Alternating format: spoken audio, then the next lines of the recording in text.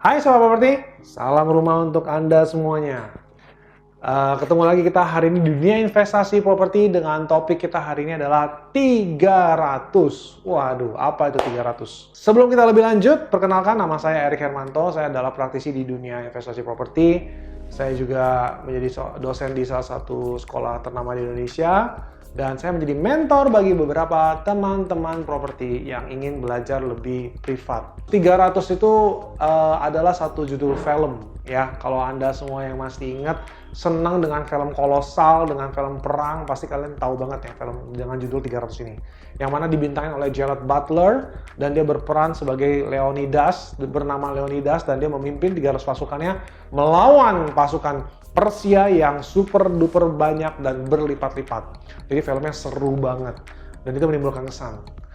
Tapi 300 ini mempunyai arti yang berbeda buat saya pribadi. Wah, maksudnya apa nih? Jadi saya punya satu tempat kursus yang muridnya sudah hampir mencapai 300. Tempatnya udah nggak cukup lagi.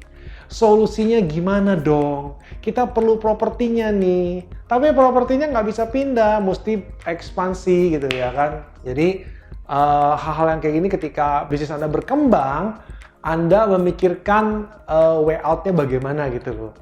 Nah, jadi ketika murid saya waktu itu sudah mencapai angka 200-an, saya sudah mulai berpikir, wah ini nggak bakalan cukup nih tempat ini, kita harus nambah satu tempat lagi. Dan kebetulan beberapa bulan yang lalu saya teringat ada tetangga yang menawarkan rumahnya mau dijual.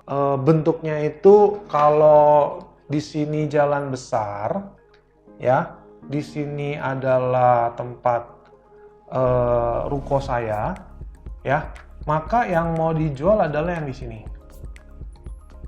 Nah, ini jalan kecil ya. Nah, seperti itu. Nah, ini yang mau dijual. Nah, ini yang saya mau beli. Tiba-tiba saya teringat, ya. Jadi suatu hari ada Bapak A sama Ibu B datang menawarkan ke saya, mau gak sih beli rumah saya? Biar bisa disambungin sama tempat les belakangnya gitu loh. Nah, aku pikir ini suatu kesempatan bagus gitu loh. Ya why not? Ya, kita investasi di awal. Jadi kita sudah mengantisipasi apa yang akan terjadi duluan. Sebelum dia deal sama aku, dia tawarkan dulu ke beberapa orang-orang sekitar. Termasuk ke Bapak C. Ya, Bapak C juga tetangga saya. Dia menawarkan ke Bapak C, dia menawarkan harga dengan 15 juta per meter. Jadi, Anda bayangkan ya, rumah dia itu lebarnya ini cuma 3,5 meter, lalu panjangnya cuma 15 meter. Ya, jadi kecil sekali ya, 3,5 kali 15 meter. Dan ini jalannya satu mobil doang, dan dia minta 15 juta per meter. Wah, aku bilang ini mahal sekali dia mintanya gitu loh. Lalu kemudian aku masukin penawaran di 7,5 juta dulu. 7,5 juta dulu dia nggak mau, 7,5 juta per meter dia nggak mau. Terus kemudian ditawarkan ke Bapak C. Bapak C juga tetangga saya, terus kemudian si Bapak C udah masukin di angka 10 juta per meter. Waduh, aku bilang dia sudah naikin di 10 juta nih, gimana nih ceritanya nih ya. Jadi mau nggak mau aku samakan penawarannya di 10 juta per meter. Lalu bagaimana supaya propertinya ini aku bisa menang dapat propertinya. Lalu kemudian aku teringat dengan jurus permen. Ya, jurus permen apa itu? Bapak C ini yang menjadi saingan saya, dia keberatan untuk membayar biaya notarisnya. Biaya notarisnya dia maunya bagi dua. Ya, lalu kemudian saya kasih permen. Saya mulai ketemu sama yang punya rumah, terus kemudian mulai menggali informasi. Ya kan, oh ternyata ini rumahnya ini masih jadi satu sertifikat, belum dipecah. Oh ya udah, dia minta dipecah dulu. Dananya dia nggak punya dananya mesti dari aku. Nggak apa-apa, kita bantu dananya. Ya, dananya kita bantu, dia pecahin dulu, sertifikat jadi 3. Ya, biaya AJB-nya saya yang bayar. Asik kan?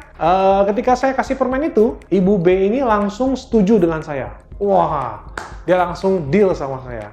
Ya, karena berkat permen Bapak Ibu. Ya. Nah, lalu kemudian akhirnya dia jual ke saya, deal.